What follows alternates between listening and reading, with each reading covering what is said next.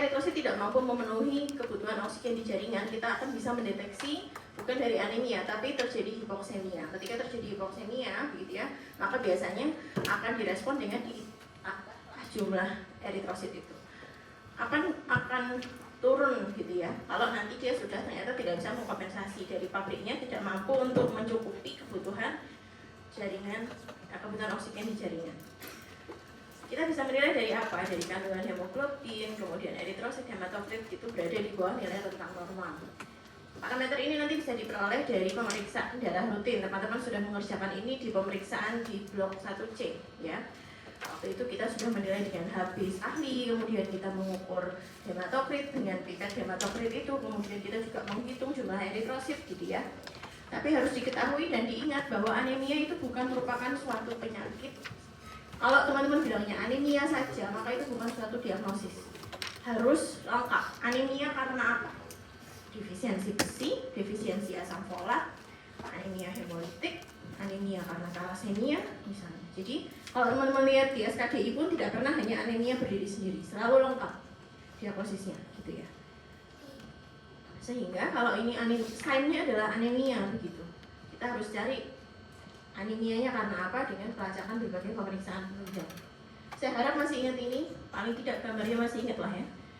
Masa hidup eritrosit adalah 120 hari, paling cepat 90 sampai 120 hari. Makanya kalau donor bisa minimal 2 bulan sekali, 3 bulan sekali, gitu ya. Kalau sudah usianya, gitu ya, dia akan mati karena usia, tapi laju produksinya itu akan tetap. Sehingga walaupun eritrositnya ada yang mati, pasti dia akan digantikan oleh eritrosit yang dihasilkan dari sum-sum tulang. Kapan kita bisa tahu ada anemia? Yang pertama, kalau pabriknya error. Pabriknya itu error karena apa? Ya. Ineffective and insufficient. Saya mau mengingatkan lagi. Eritropoietin adalah suatu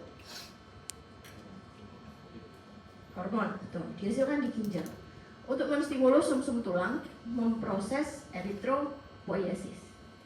Kapan eritropoiesis tadi harus terjadi? Kalau dia mendeteksi, oh HB-nya rendah, oh ada hipoksemia, oh ini ngantukan terus, gitu ya. Ternyata cuma mahasiswa, ya.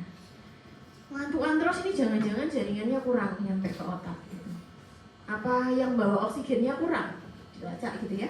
Dipush, diproduksilah eritrositnya supaya bisa memenuhi pasokan oksigen jaringan. Tapi ternyata kalau di pabriknya itu terjadi eritropoiesis yang tidak efektif dan tidak cukup, gitu ya, sangat dipengaruhi juga oleh salah satunya oleh FO atau oleh bahan baku yang lain seperti besi, gitu ya. Atau misalnya terjadi, ya pabriknya baik-baik aja, tapi begitu dilepas eritrositnya terbuang karena ada trauma, dibacok kemarin itu masih ingat ya? Nah, itu kan kehilangan darah, dia akan terjadi blood loss. Atau eritrositnya bukan hilang keluar, tapi di peredaran darah dia lisis, dia pecah. Karena apa? Karena autoantibody, karena kemarin pada DIC, kerusakan pada pembuluh darahnya, eritrositnya lewat jadi lisis, ketemu trombus, lisis, gitu ya, rusak eritrositnya. Ini adalah mekanisme utamanya. Apa yang kita sebut dia adalah suatu ineffective eritropoiesis adalah ketika rekursor yang diproduksi itu rusak. Kenapa? Karena pemrograman secara genetiknya terganggu. Yang bisa mempengaruhi apa? B12, ya. Ini adalah mikronutrien yang berpengaruh pada pengkodean genetik sehingga prosesnya tadi ini berjalan dengan baik. Masih ingat dari atas ke bawah, ini imatur menjadi matur, eritrosit yang bawah. Ukurannya dari besar ke kecil atau kecil ke besar? Besar ke kecil. Apalagi yang terjadi di eritropoiesis? Nukleusnya hilang. Dari besar ke kecil, lalu ini hilang. Ya, ketika sudah diberikan dia tidak ada lagi intinya. Kemudian sitoplasma berubah dari basofilik biru menjadi pink, menjadi merah muda karena sudah ada masuk besi, sudah ada masuk oksigen ke sana, hemoglobin di situ, ya, di sini. Sehingga ketika proses tadi itu dia terganggu, yang mengkode itu terganggu, ukurannya nggak sama, harusnya jadi kecil nggak jadi kecil. Jadi kita sebutnya megaloblastik.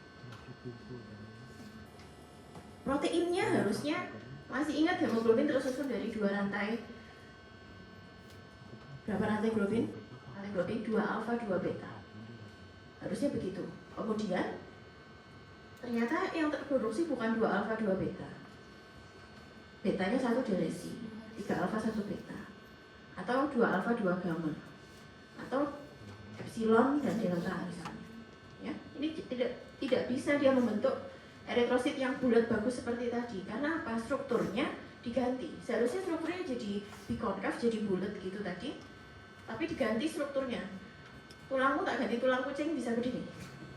Tidak bisa. Eritrosit juga begitu. Ketika diganti strukturnya, dia tidak bisa bergerak bebas. Ketemu pembuluh darah biasa aja dia pecah. Bentuknya ketika dihapus tampak seperti sel target. Bulat, di dalamnya ada tengahnya lagi. Itu adalah pada thalassemia. Ya, ataupun pada asidoroblastik yang jarang terjadi. Ini terjadi karena defek sintesis protoporfirin. Kita sebut eritropoiesis inefektif ketika Hb di perifer rendah, distimuluslah produksi EPO, tapi karena prekursornya tadi sudah error, entah dari rangkanya, kemudian dari B12-nya, asam folatnya tidak ada gitu ya, maka yang terbentuk itu juga tidak bagus, sehingga eritrosit yang disirkulasi yang dinilai sebagai eritrosit yang bagus itu tetap rendah, jadinya pasien tetap anemia. Insufficient terjadi pada saat apa? Ya karena dia prekursornya oke. Sumsum tulang tadi secara struktur bagus, yang mengkode bisa gitu ya.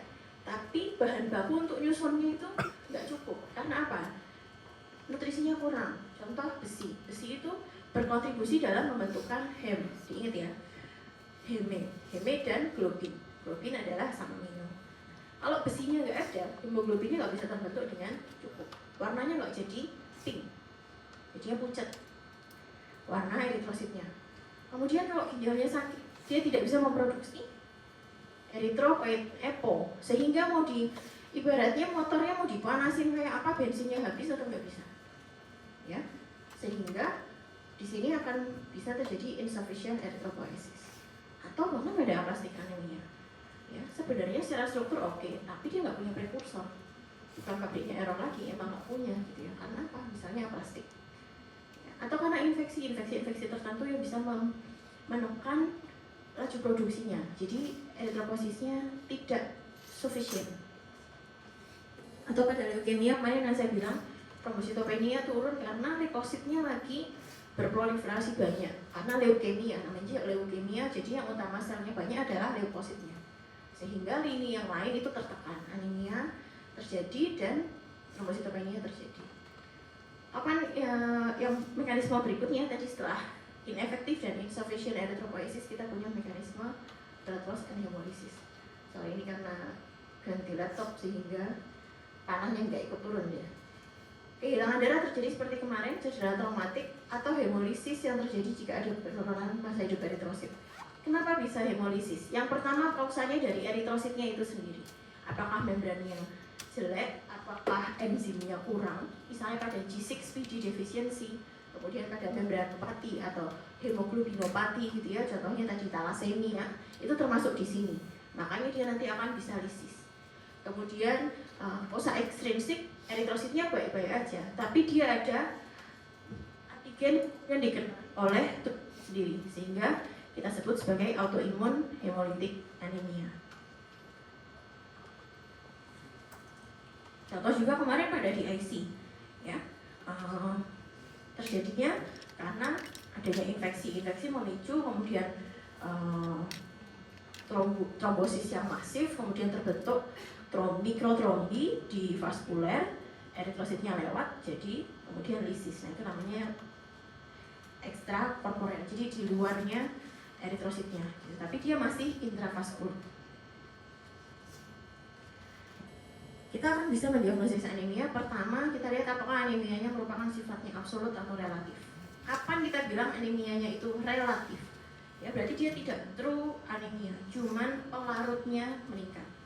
Contohnya pada kondisi makroglobulinemi atau pada kehamilan. Kalau pada kehamilan itu terjadi hemodilusi. Ya, pada ibu hamil cairannya di dalam tubuh ibu itu meningkat sehingga terjadi hemodilusi. Ya, atau pada kondisi-kondisi fisiologis misalnya seorang atlet gitu ya, itu bentuk kompensasi dari tubuh. Kapan ini anemia akan terjadi secara absolut? Yang pertama, kalau produksinya menurun. Bisa terjadi secara acquired maupun hereditary. Kapan ini didapat gitu ya? Kalau sumsum tulangnya itu pada saat lahir dia baik-baik saja, tapi lama-lama kemudian dia error karena ada autoimun. Tadi terjadi leukemia gitu ya, atau ada aplasia eritroid, kemudian terjadi gangguan fungsional dan nutrisional, anemia defisiensi besi. Atau yang herediter, anemia Fanconi, anemia megaloblastik, dan thalassemia. Kenapa thalassemia masuk di herediter? Karena penurunannya, sifat inheritance-nya juga ada pola genetik yang diwariskan gitu. Jadi nggak mungkin seseorang itu thalassemia tapi bapak ibunya sehat. Misalnya seorang anak itu thalassemia ya karena ternyata bapak ibunya itu membawa gen carrier thalassemia. Yang punya pacar dicek dulu. Saya carrier, kamu carrier tidak ya? Jadi HB yang memisahkan kita. Loh ini bener loh. Premarital check up di beberapa negara di Asia Tengah itu juga termasuk melibatkan apakah kamu membawa gen carrier thalassemia atau tidak.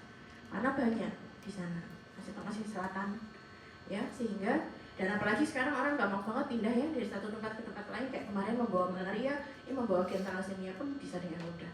Sehingga sekarang persebarannya epidemiologi itu tidak lagi terkotak-kotak di suatu wilayah. Apalagi kalau misalnya di suatu negara yang sangat kental dengan pernikahan yang masih hubungan saudara yang masih sama gitu ya, misalnya jelas itu meningkatkan resiko untuk manifestasi thalassemia-nya muncul. Di Indonesia banyak nggak thalassemia? Banyak. Sekarang programnya di Sleman, waktu saya masih sekolah itu sampai sekarang masih. Saya bekerja sekarang juga termasuk di Laboratorium Kesehatan Daerah Sleman, gitu. Saya kerja di sana. Dan salah satu programnya dari pemerintah Sleman adalah zero thalassemia. Bagaimana caranya kita melakukan zero thalassemia? Lakukan screening pada wanita-wanita usia sekolah. Jadi pada SMA, kemudian itu di screening. Dia ada yang anemia enggak? Anemianya mengarah ke thalassemia atau anemia defisiensi besi. Nah, dicari. Kalau dia anemia, indeks eritrositnya turun gitu ya, mengarah ke thalassemia. Kemudian nanti beberapa yang memenuhi kriteria inklusi itu akan dilacak analisis elektroforesis proteinnya, elektroforesis HB-nya untuk dilihat ada kecenderungan trait kah, thalassemia beta atau apa seperti itu. Baru nanti kalau memang dia ternyata ada karier atau yang lain gitu ya, itu kemudian dilakukan edukasi. Edukasinya apa? Ya tadi kalau bisa diperiksa juga kalau mau punya pasangan gitu. Ada nggak dokter yang karier terus cowoknya juga karier? Ya ada. Diedukasi. Mau putus nggak dok? Nggak mau. Gitu. Udah terlanjur cinta. Tapi edukasinya apa? Sanggup nggak nanti untuk punya anak dan merawat gitu ya? Sembuhnya pakai apa sih? Bone marrow transplant itu masih bisa nggak di Indonesia? Belum. Masifnya paling dekat bisa Thailand, Singapura gitu ya, dan itu pasti dengan dana yang tidak sedikit.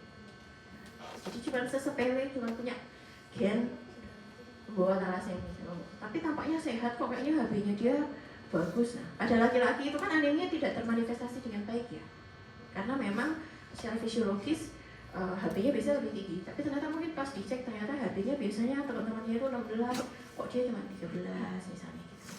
Ternyata dia ada trait-nya. Trait ketemu trait ya manifestasi nanti anaknya punya chance untuk mengalami thalassemia. Tapi screeningnya nggak murah. Nah itu sehingga yang kadang membuat bagaimana program ini bisa diterapkan jadi sulit. Sedikit tentang thalassemia tadi ya. Kemudian ketika terjadi peningkatan destruksi eritrositnya, ini yang didapat paling sering adalah ini kemarin kita sudah bahas di IC, trombositopenik, TTP kemana TTP dan HUS, hemolytic uremic syndrome-nya itu tadi. Uremiknya kemarin saya belum bahas. Hemolytic uremic syndrome, ureum yang tinggi ya, itu juga bisa sifatnya toksik ke eritrosit sehingga nanti dia juga pecah. Pada malaria itu hidupnya di eritrosit. Sehingga ketika dia berkembang biak, eritrositnya pecah, manifestasinya mirip seperti anemia hemolitik. Yang paling banyak dibahas nanti ini 3A adalah AIHA, antibody mediated. Jadi autoimun hemolytic anemia. Anemia yang terjadi karena tubuh memproduksi antibodi yang mengenali eritrosit itu sebagai benda asing. Itu dulu. Eritrosit seharusnya baik-baik aja, dia mengalir gitu saja pembuluh darah. Tapi karena dia punya suatu protein yang dikenali kemudian, oh ini benda asing. Antibodi menyerang sehingga kemudian lisis. Ya, sehingga terjadilah autoimun hemolytic anemia. Atau ketika spleennya membesar seperti trombositopenia kemarin ya. Kemudian kelainan membran eritrosit dan cedera kimiawi maupun fisik. Kemudian hereditary, HB pati, thalassemia termasuk salah satu HB pati di sini. HB pati yang lain itu contohnya HB varian, misalnya dia muncul HBC, HBS begitu. Kemudian enzimopati tadi G6PD dan porfiria. Kemudian yang terakhir adalah blood loss dan adanya splenic sequestration. Yang pertama dilakukan secara laboratorium adalah pemeriksaan darah rutin dulu, ya, yang paling kiri. Nyebutnya boleh darah rutin, darah lengkap, complete blood count secara bahasa Inggris gitu ya. Yang kita lihat adalah ini 5 teratas. Yang 2 ini nanti memang akan kita peroleh datanya untuk melengkapi apakah anemianya ini anemia saja atau bisitopenia atau pansitopenia. Kalau bisitopenia berarti artinya anemia disertai penurunan salah satu antara leukopenia atau trombositopenia. Diingat, sel darah itu kan ada 3, eritrosit, leukosit, trombosit. Kalau cuma satu yang turun, ya kita sebut sesuai dengan namanya. Leukosit turun ya leukopenia, trombosit turun trombositopenia, HB turun ya anemia. Kapan kita sebut bisitopenia? Kalau 2 di antara 3 itu turun. Misalnya dia anemia dan leukopenia, anemia dan trombositopenia, atau leukopenia dan trombositopenia. Any 2 of 3 turun, maka dia kita sebut bisitopenia. Pansitopenia berarti pan artinya bukan partai ya, awas. Pan artinya apa? Pantai. Semester 1 lagi aja yuk bahas terminologi ya. Pan artinya apa pan? Pan artinya?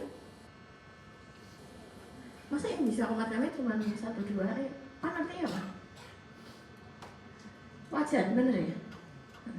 Wajan. Bukan. Pen itu bener. Apa pan apa? Semua. Kalau kamu nanti nemu istilah pan itu ya berarti artinya semua. Berarti ketiga-tiga lininya turun semua. Jadi kamu besok kalau konsul JPJP jangan, dok ini hasilnya HB turun, leukosit turun, trombosit turun. Oh iya, terus saja pansitopenia dok, semuanya turun. Oh pinter ya dokternya tahu. Ya. Tapi kalau satu-satu, oh berarti nggak tahu kali gitu ya. Dikirim, pasien dikirim dengan bisitopenia. Bisitopenia ya apa ya artinya?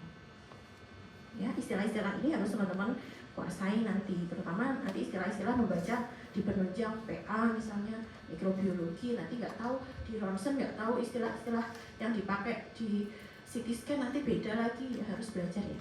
Pansitopenia ini berarti artinya tiga-tiganya turun, sehingga kalau tiga-tiganya turun curiga apakah ini kelainannya secara pabriknya, aplastik kah gitu misalnya, atau ada kelainan lain, myelodysplasia syndrome misalnya. Jadi tetap harus nanti dilihat. Setelah pemeriksaan darah lengkap baru kita beranjak ke retikulosit. Retikulosit adalah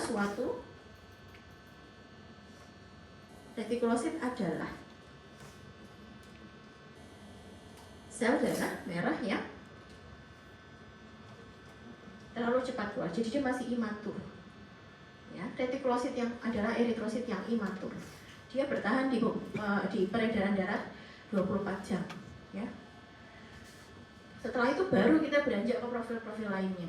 Supaya apa? Ketika pasien datang dengan anemia, tidak semua pemeriksaan itu dipilih sama dokternya. Ini di kuliah dokter Mita ada nih. Kalau seorang perempuan datang, kita centang darah lengkap, kita centang retikulosit, kita centang profil besi, periksa semua. Mahal, kasihan pasiennya. Teman-teman harus tahu apa yang harus dipilih pada kasus A, pada kasus B, gitu ya. Tapi berangkat dari ini dulu. Baru nanti kita beranjak ke status besi. Kapan kita perlu pemeriksaan apusan darah ataupun diambil sampel sumsum tulangnya untuk dibuat apusan atau pemeriksaan lain. Kita akan bahas satu persatu. Dari complete blood count apa yang mau dilihat gitu ya. Ini hasilnya sini. HB-nya 13,6. Hematokritnya 39,6. Indeksnya ada, RDW ada. Oke, kita lihat satu persatu.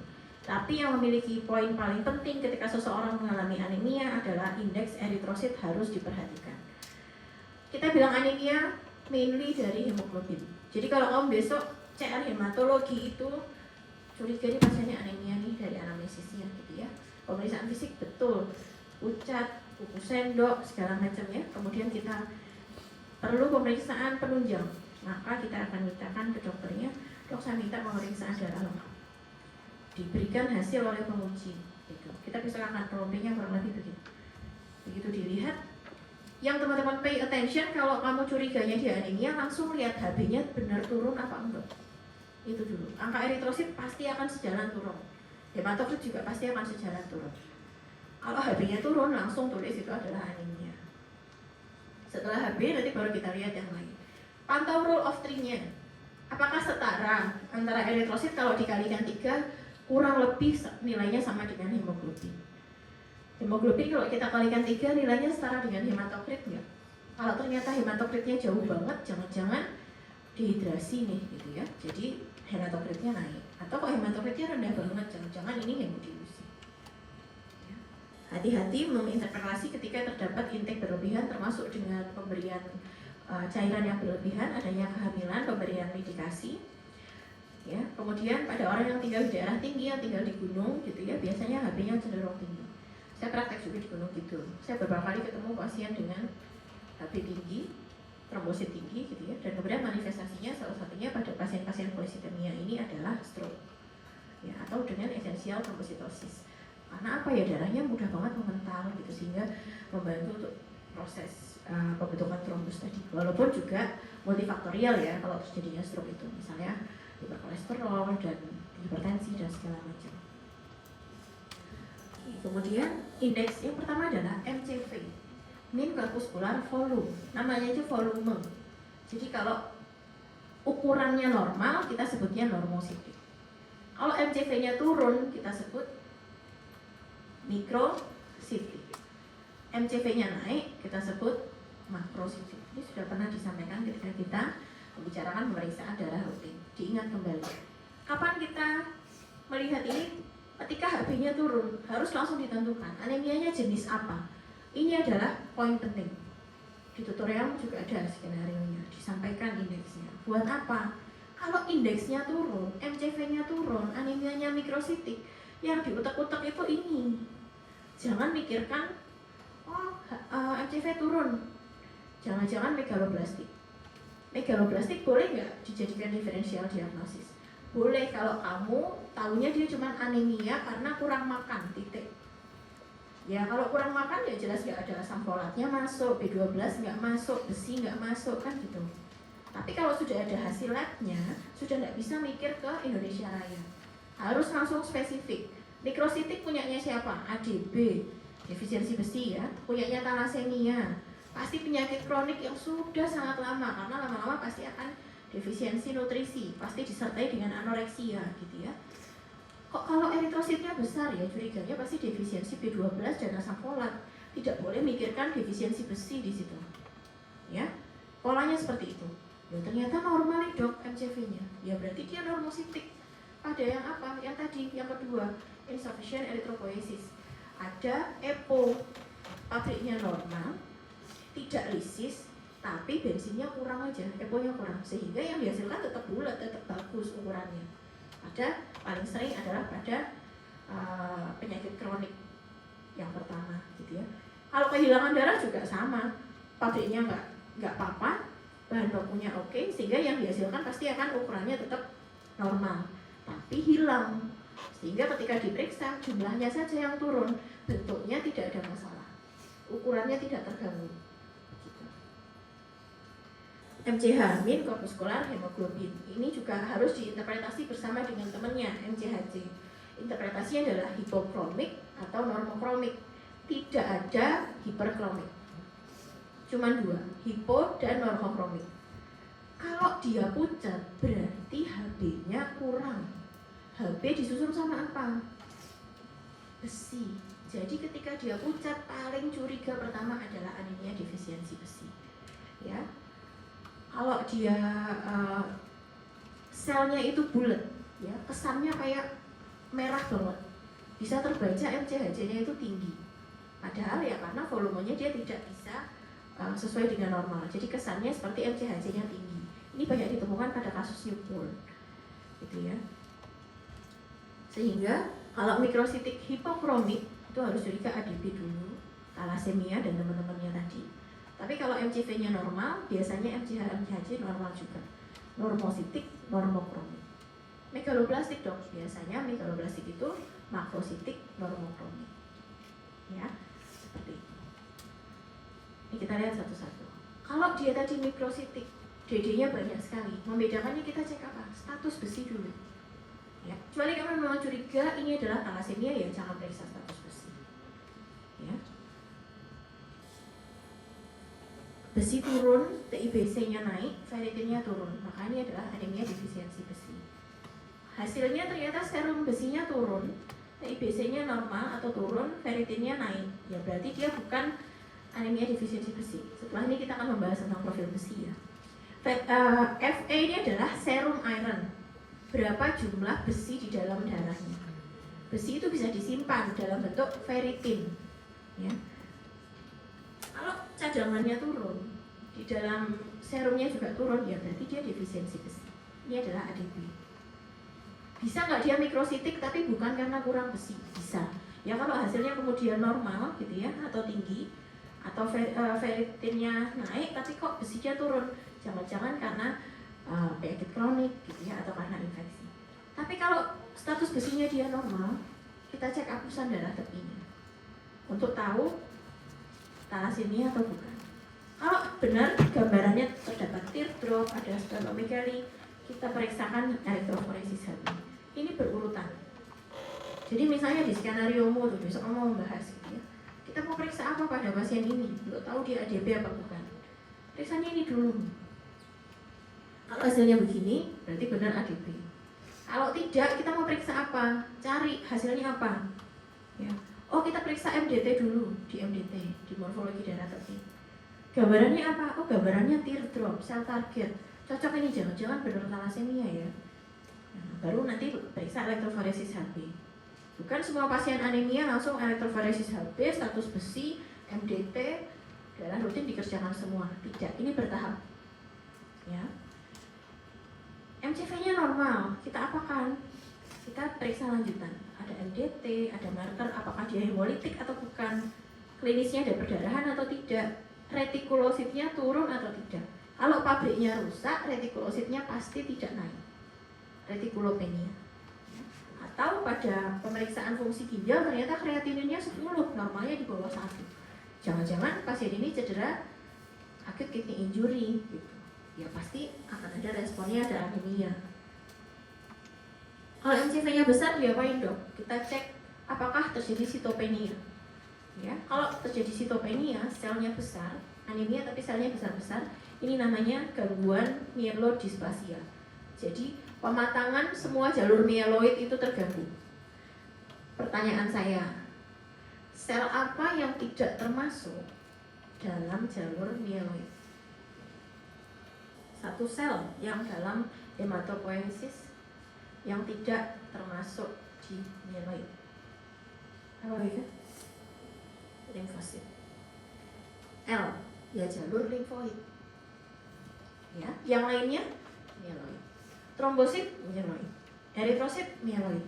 Nah, kalau namanya myelodysplasia sindrom, displasia itu gangguan, ya. Jadi sindrom pematangan mielopoiesisnya itu tadi terganggu. Bentuknya eritrositnya aneh, leukositnya aneh, jumlahnya terganggu, turun gitu ya. Semuanya terganggu. Ini adalah MDS. Tapi kalau ternyata cuma anemia saja, ya, kita coba cek kadar serum B12 atau kadar folatnya. Tapi ini jarang dilakukan karena metodenya sulit.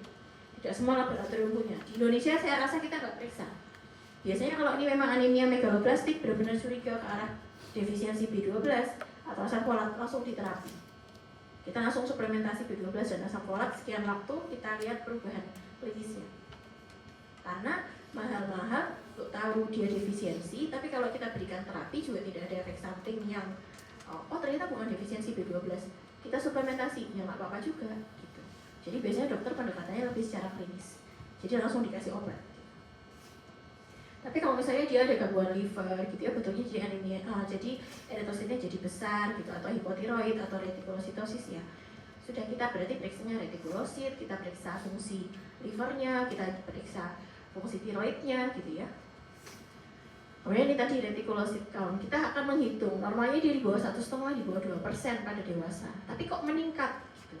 Kalau ada retikulosit meningkat, ada retikulositosis, berarti harus curiga tubuh sumsum tulang itu sedang merespon adanya kehilangan darah.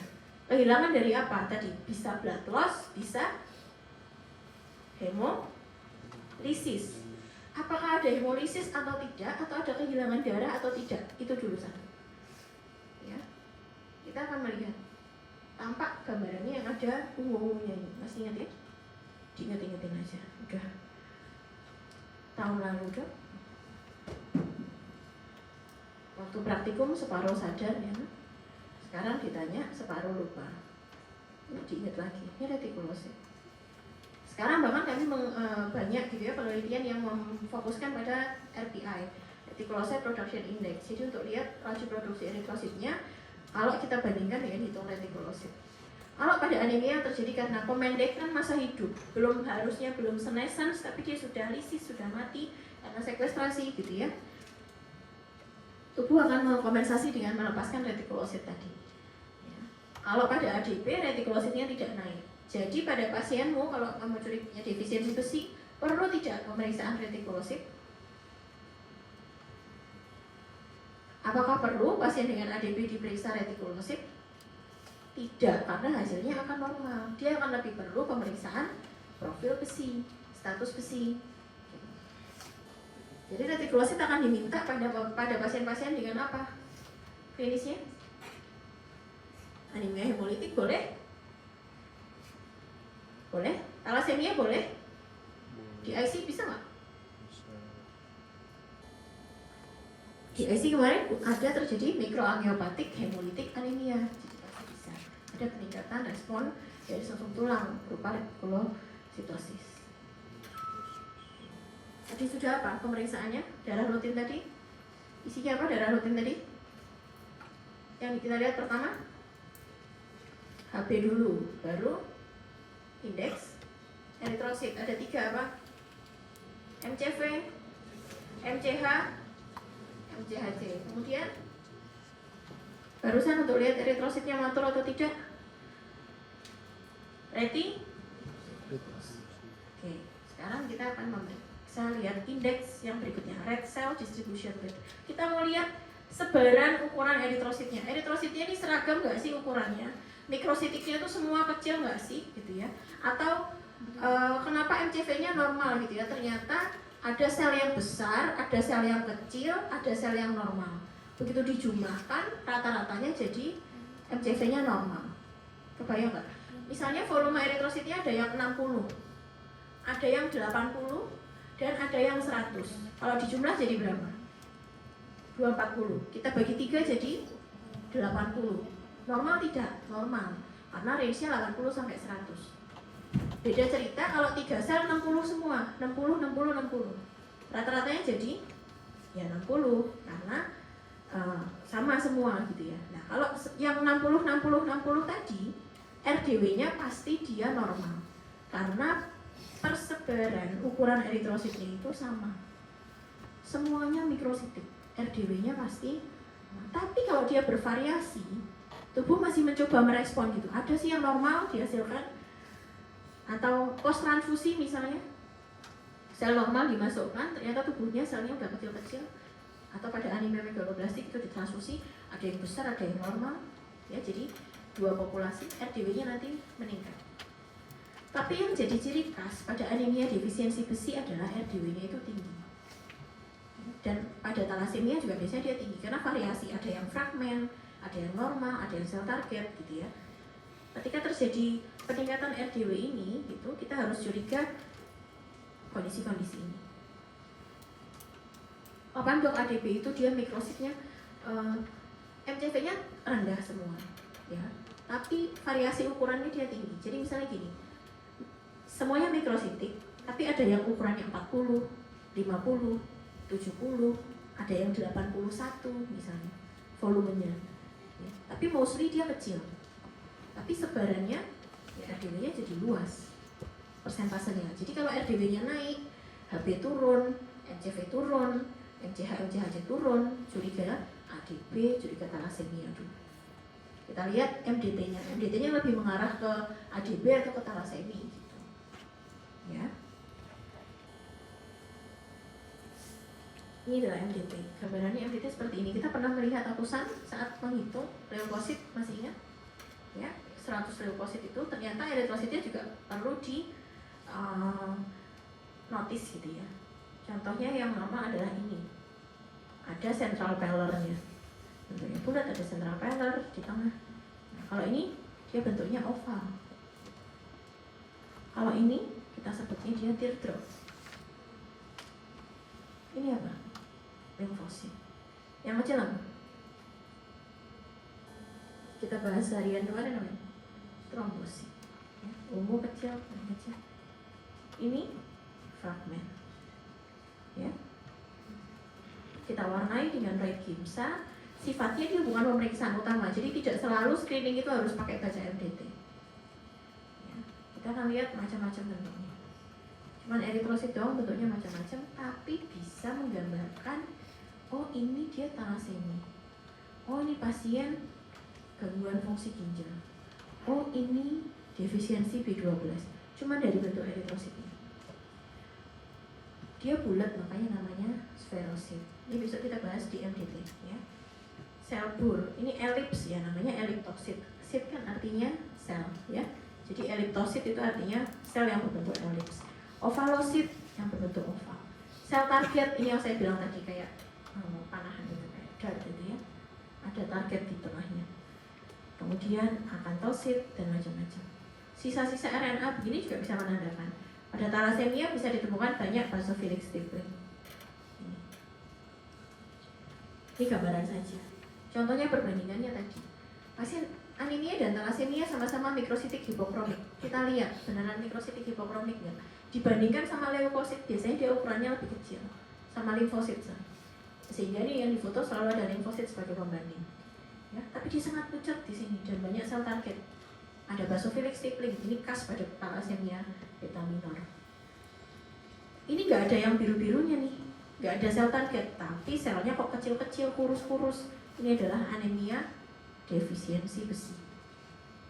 Jadi dari hanya dibaca hapusan saja itu sudah bisa memberikan gambaran. Oh, kalau dia curiganya defisiensi besi, kita periksa profil besi. Kalau curiganya thalassemia minor, kita periksa elektroforesis, jangan dibalik. Nanti tidak bisa memberikan manfaat untuk menegakkan diagnosisnya. Stelnya besar, ya, ini besar-besar. Kemudian ada variasi ukurannya. Ada yang kecil, ada yang normal, ada yang besar, dan leukositnya hipersegmentasi.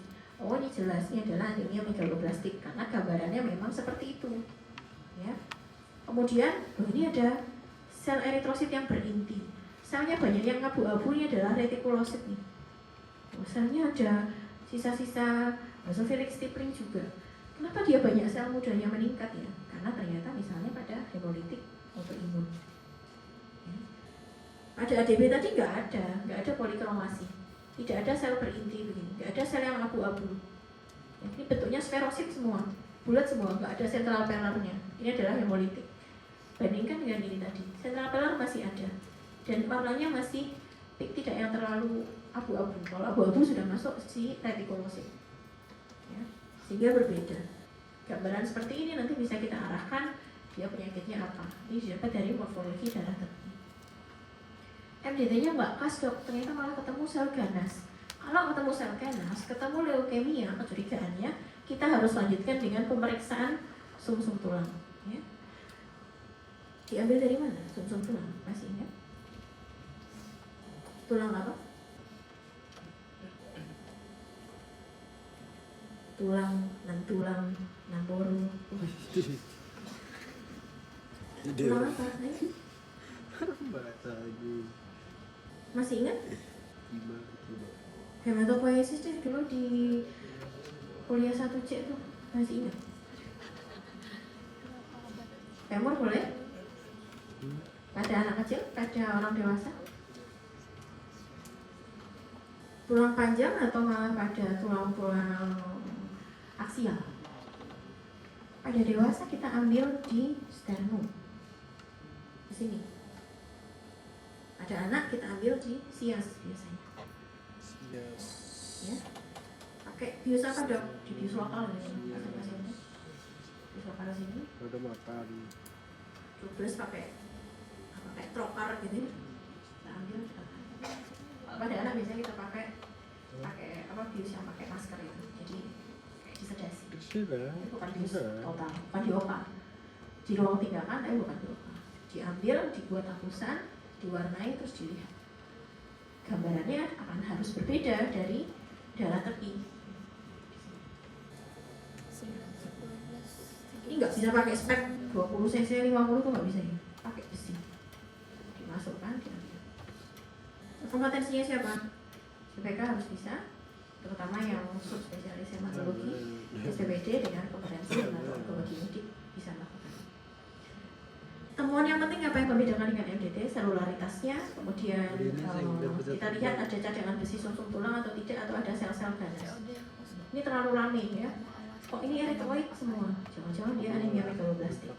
Atau ini tadi yang saya bilang myelodysplasia, pematangannya nggak bagus. Eritrositnya harusnya terpisah-pisah, tapi ini nyatu terus ya kayak kembar siam. Besar dan selnya harusnya sudah mengecil macam-macam seperti ini. Ternyata dia gagal matur. Jadi namanya myelodysplasia syndrome. Ada kriteria-kriterianya untuk kita bilang kapan dia MDS, kapan dia megaloblastik gitu ya. Kemudian ini adalah profil besi. Jadi tadi yang pertama adalah pemeriksaan darah rutin, kemudian yang kedua adalah retikulosit, yang ketiga adalah apusan darah tepi, kemudian dilanjutkan dengan pemeriksaan sumsum tulang. Itu dari aspek hematologi. Kalau profil besi bukan hematologi, dia masuknya kimia imunologi, itu karena metode pemeriksaan. Serum iron menggambarkan besi yang terikat pada protein yang membawa. Ya, transferin ini yang membawa besi. Ya. Besi kemudian diubah menjadi bentuk Fe2+, masuk ke hem. Nanti kalau udah selesai dipakai, hemnya dibongkar menjadi bilirubin, besinya bisa dipakai lagi di bawah transferin. Ya. Kalau misalnya dia cukup, maka dia akan disimpan dalam bentuk Fe3+, jadi ferritin dan hemosiderin. Ini disimpan. Semuanya bisa diperiksa, bisa. Ya. Transferin bisa diukur secara laboratorium, ferritin bisa, besi juga bisa, hemoglobin bisa. Setelah serum iron kita harus lihat TIBC. Ibaratnya transferin itu seperti angkot. Ya. Naik ojol itu maksimal berapa orang? Kalau yang biasa. Mobil itu bolehnya berapa yang naik? 4. Sekarang kalau serum besinya itu normal, dia duduk semua di situ, ditransferin itu. Masih bisa ngangkut nggak? Bisa. Tidak, karena sudah tidak ada siktosom, nggak boleh gandul loh. Masa pasiennya besinya semua nempel aja dok, separuh bokong sama temennya. Nggak ada Bisa. bagasi ya. Jadi itu kalau kita ukur masih bisa mengikat besi nggak? Tidak. Jadi TIBC-nya rendah. Kalau besinya cukup, transferinnya cukup. Pada anemia defisiensi besi, besinya tidak ada. Transferinnya ada. Dia muter-muter nyari besi untuk bisa diangkat.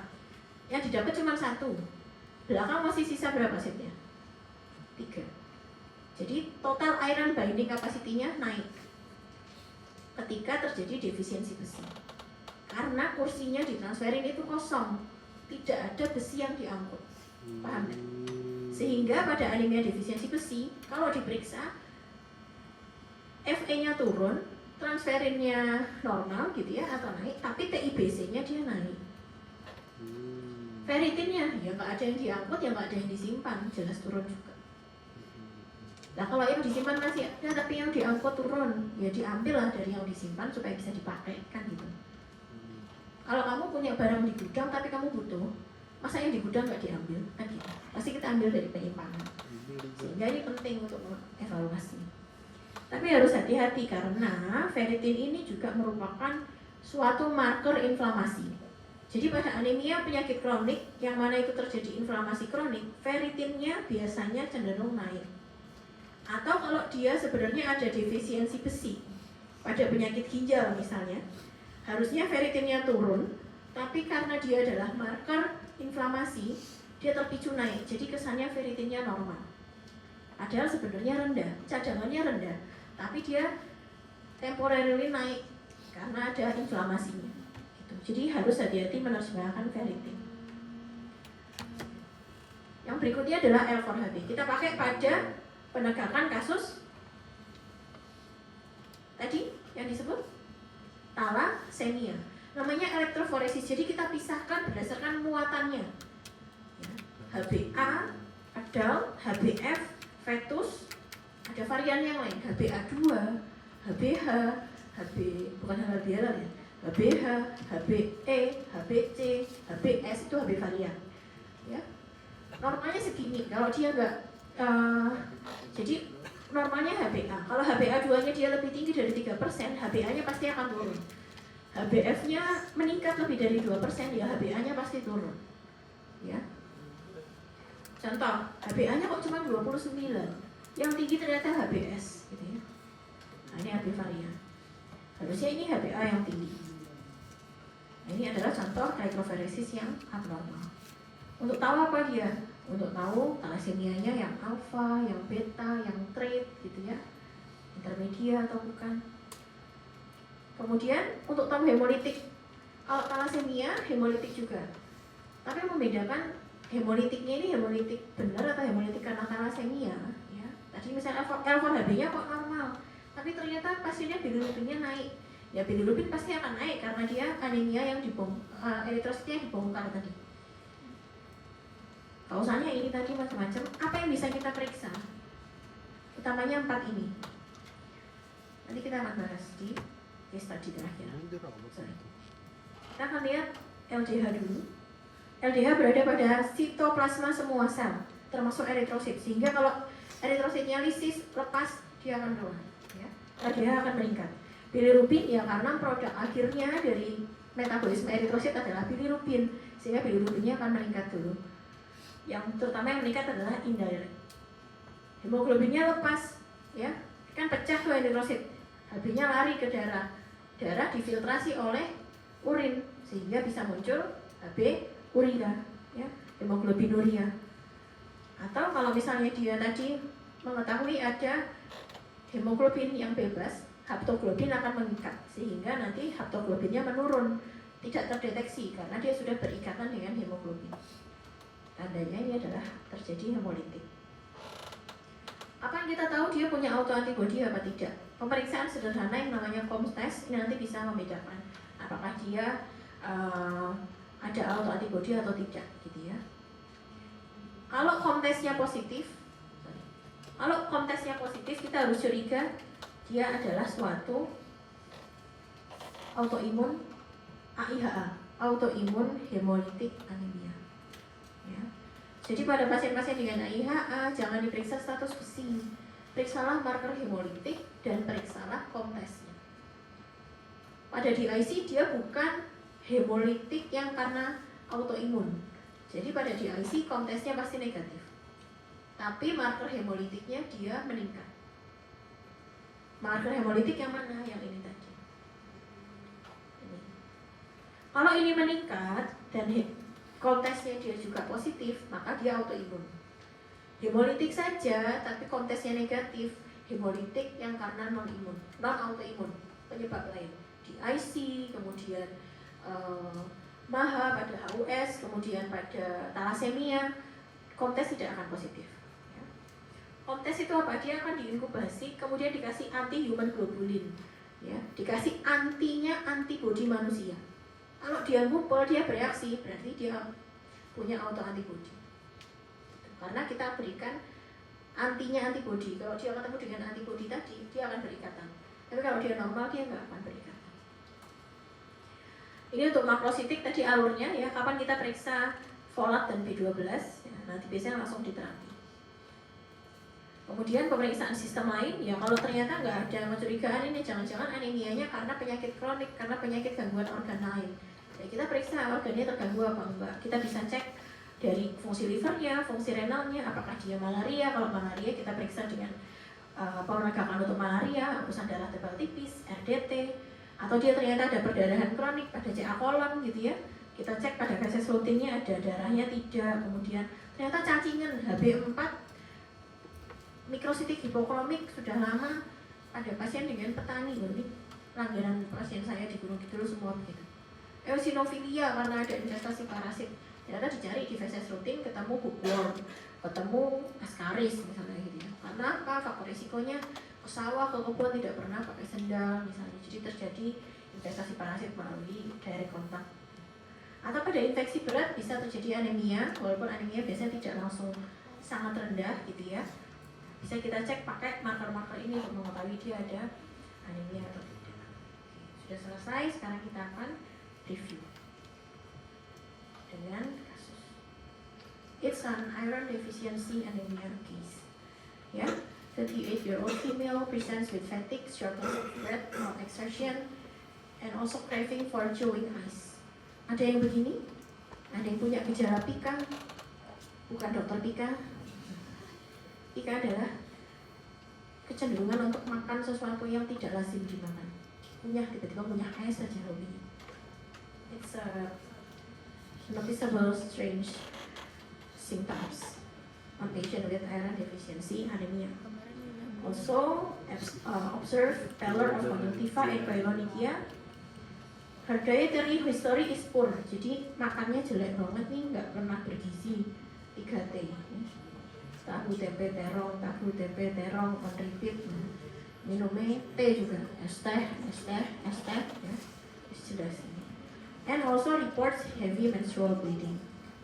So the doctors did the complete blood count and found microcytic hypochromic. DD-nya apa? ADB 1. Terus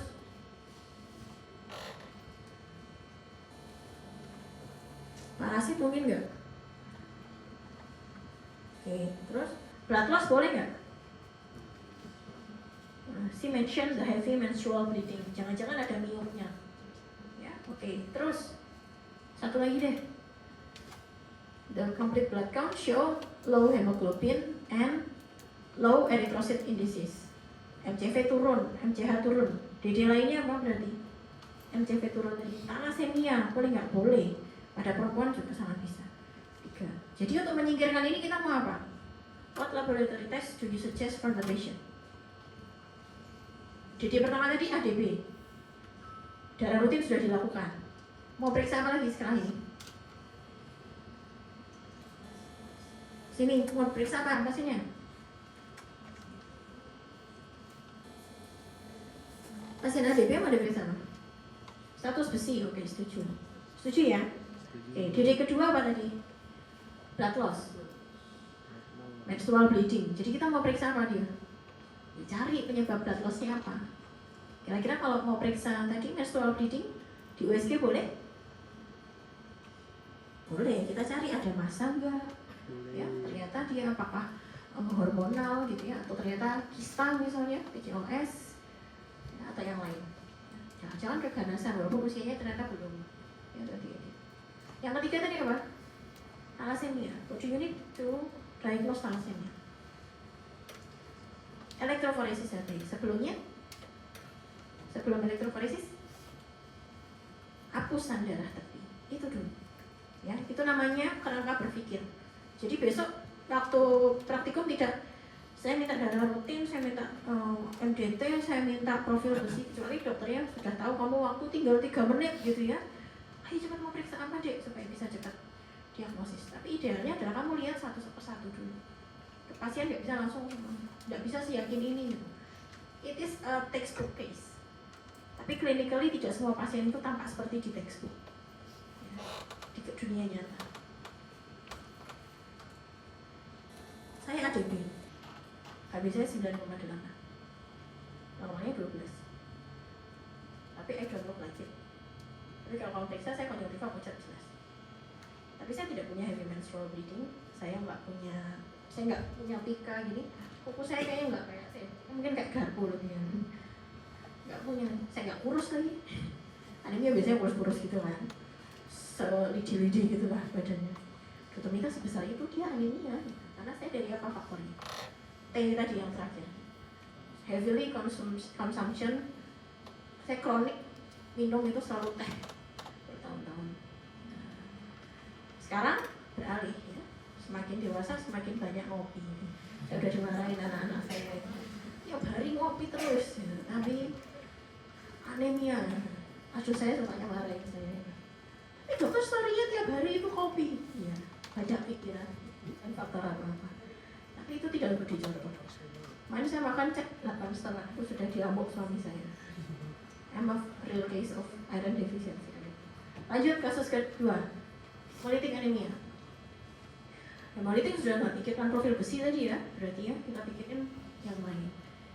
Sudden onset of jaundice. So if you find a patient with anemia and jaundice and icteric, sclera icteric, ya kan, kulit icteric, harus pikirkan pasti bukan ADP. Apa yang bikin eritrositnya lisis? Is it autoimun? Is it malaria? Is it thalassemia? Itu yang dipikirin dulu.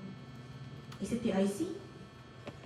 Pasien 35 tahun datang dengan urin berwarna gelap.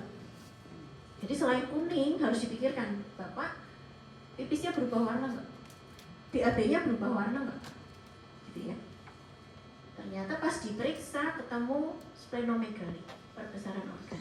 Ya kalau hemolisis, splennya pasti aktif, jadi terjadi splenomegaly. Ya.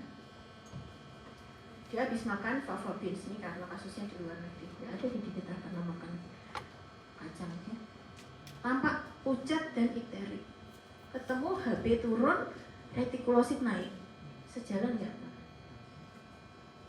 Retikulosit tadi meningkat pada apa?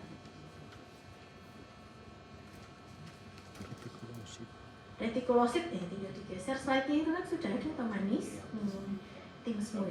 Retikulosit 2 meningkat pada 2 kondisi. Apa?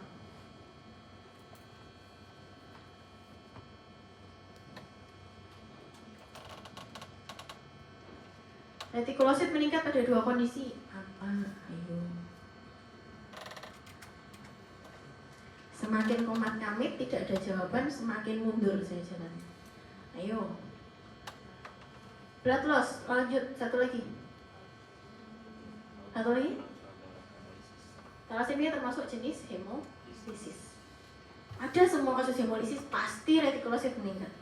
Pada blood loss pasti meningkat. Kalau pabriknya tidak ada gangguan. Kecuali misalnya dia leukemia dengan mimisan, ya mungkin retikulositnya tidak akan meningkat karena memang pabriknya lagi error gitu. Tapi kalau misalnya ternyata fasenya tidak dalam fase heavily compensated gitu ya karena kemoterapi, masih bisa dia meningkat. Oke. Kita baru punya data HB dan retikulosit. Mau periksa apa? Joshua, mau periksa apa Joshua? Ini nggak ada gunanya lihat-lihat ke sana. Absennya di Mbak Reni saya udah tahu namanya. Mau periksa apa? Tadi loh. Yang 4 tadi apa? Saya pikir Itu low hemoglobin, is it anemia atau apa? oke. Itu anemia. Retikulosit meningkat. Nah, bagannya apa lagi? Markernya apa? Satu sudah aku buka slide-nya apa sayang? Sebut satu, ada 4 nih. Berbagi nama yang lain ayo. Satu. Oh. Ayo. Apa? Marker 4 itu? Iya, betul. LDH dulu, ya 1. Terus bilirubin. Pesannya. Biru. Satu lagi. Bilirubin. HB di urin, terus HB di urin bisa HB di darah bisa ditangkap oleh satu protein terakhir yaitu adalah haptoglobin. Haptoglobin. Kita mau tahu nih dia hemolitiknya autoimun apa bukan? Satu tes lagi apa? Tes. Nggak mikirin elektroforesis dulu, karena dia misalnya gambarannya kok tiba-tiba gitu ya dan habis sesuatu bukan yang sifatnya kronik. Kalau thalassemia kan dia jangka panjang perlahan. Oh memang dia lama dok ini sering anemia misalnya terus lama-lama kok jadi kuning. Jadi kalau dia perjalanannya sangat kronik terus pikirkan thalassemia termasuk di dalamnya. Oke. Megaloblastik satu lagi 2 deh. Pegang patients presents with extreme weakness and burning sensation. Kasnya ada paresthesia, glossitis. Ya, ini glossitis ini sudah jelas curiganya anemia megaloblastik. Kenapa kita harus curiga? Dia kalau ini adalah suatu megaloblastik ketika sudah ada gangguan di sistem saraf. Ya, manifestasinya adalah ke sana. Paresthesia, kehilangan sensasi gitu ya. Ditemukan dari labnya makrositik dan ketemu hipersegmen neutrofil. Ya. Tapi ferritinnya normal dan serum iron normal. Mau diperiksa apa? Asam folat, setuju. Satu lagi? Satu lagi? Panas. Satu lagi apa? Temannya asam folat? B12. Diingat ya. Perlu nggak sebenarnya pasien ini kita periksa ferritin sama serum iron ya? Enggak. It's unnecessary test sebenarnya. Tapi menggambarkan bahwa dia tidak mengalami defisiensi besi. Begitu. Perlu nggak kita periksa pada pasien ini LDH? Perlu nggak periksa bilirubin? Enggak. Tidak, karena nggak ada klinis jaundice-nya, nggak ada splenomegaly-nya. Ya, itu namanya memilih mana modalitas yang paling tepat. Perlu di USG nggak? Enggak, karena nggak ada kecurigaan misalnya bleeding gitu ya, atau infeksi gitu. Terakhir, khas pada thalassemia adalah adanya suatu facial features, jadi gambaran pada wajahnya gitu ya. Terdapat protruding forehead, jadi lebih. Kemudian terdapat juga retardasi pertumbuhan. Kemudian terjadi masif hepatosplenomegaly. Pernah berulang kali anemia dan cuma ditransfusi aja, nggak pernah dilacak. Ya. Dan pada saudaranya juga ada riwayat anemia berulang. Nah, apakah ini suatu gangguan yang sifatnya inherited? Langsung pikirkan thalassemia. Pada anak 5 tahun bisa anemia defisiensi besi nggak? Saya tanya dulu. Ini pertanyaan terakhir. Kalau ini gampang ya. Apa yang bisa tampak di blood smear tadi? Yang tampak di gambar tadi. Sel target boleh? Basophilic stippling gitu ya. Kemudian gambaran hemolitik juga bisa. Apa alat diagnostik utamanya thalassemia? Elektroforesis. Dan sebenarnya ada lanjutannya. Analisa genetik. Kita sebenarnya kursusnya di sana analisa genetik, tapi kalau di sini kita belum. Maksudnya jauh banget. Kalau di Jogja kita belum pakai analisa genetik. Pakai L4HP biasanya untuk mengarahkan ke thalassemia.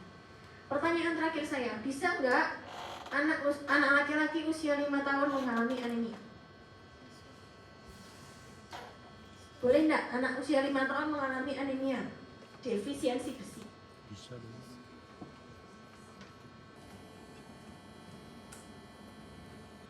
Apakah anemia defisiensi besi hanya milik wanita yang dengan heavy menstrual bleeding dan dia diet? Anak kecil itu diet nggak? Dia not involuntarily diet. Dia GTM. Dia nggak mau makan. Kamu dulu kecil hobimu makan? Nggak mungkin. Kamu tahu makan pasti setelah SMP. Enak jebule mangan terus ya kan? SD suruh makan susah banget, lari terus. TK apalagi ya? Anak zaman sekarang itu lebih pintar tutup mulut, gak usah dibungkam dan tutup mulut. Rakyat paling baik itu emang anak kecil itu. Favorit mamanya apa?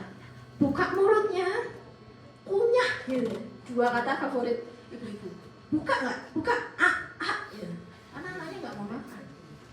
Anemia defisiensi besi nggak? Ya bisa lah. Nggak perlu dia blood loss, orang nggak mau makan, nutritional. Dan yang paling sering biasanya adalah adanya tambahan. Anak kecil bisa cacingan nggak? Bisa. Sepakat ya? Jadi ADB masih boleh di DD nggak di sini? Boleh, dan tampilannya pasti akan sama seperti thalassemia. HB rendah, MCV rendah. Tapi harus pikirkan mana yang lebih mungkin. Oh, tapi kalau di keluarganya juga sama, apakah sekeluarga cacingan semua? Boleh nggak cacingannya berjamaah? Ya boleh, emang cacingan eksklusif. Aku udah cacingan, kamu jangan cacingan. Ya nggak boleh lah. Ya bisa karena mainnya bareng saudaranya gitu. Tapi ternyata ini yang anemia berulang itu simbahnya, ibunya gitu ya. Jangan-jangan ya ini thalassemia yang sifatnya minor. Oke, teman-teman sudah bisa membahas secara case study. Kedepannya banyak belajar case study ya. Nanti untuk memilih ini saya harus apakan. Kapan saya ronsen? Itu juga juga berlaku ke pemeriksaan penunjang yang lainnya. Kapan saya harus periksa kultur? Kapan pasien-pasien seperti ini harus di CT scan? Sesepele memilih kapan CT scan, kapan ronsen, kapan MRI secara radiologi. Ya ini tadi sama. Kapan kita milih MDT, kapan L4, kapan darah rutin saja. Bisa dipahami? Ya. Referensi. Saya nggak punya barcode yang kemarin itu. Bisa dibuka di slide yang terakhir, kayaknya ada yang kemarin. Emang buat rapi aja. Tolong untuk di evaluasi. Oh, meletakkan Sambil saya panggil Mbak Tiara. misalnya keluarga. Terima kasih. Kita akan lanjut overview. Yang tidak melanjutkan praktikum dipersilakan menjawab.